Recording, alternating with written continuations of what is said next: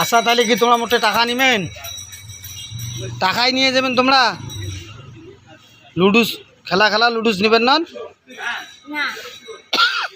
একটু আগত না করেন যে মুই খেলা লুডুস নিম, মোর দাদি মোক 20 টাকা দিছে। তোমরা কি খেলা লুডুস নেবেন না রান্না করা লুডু নেবেন? কোনটা নেবেন?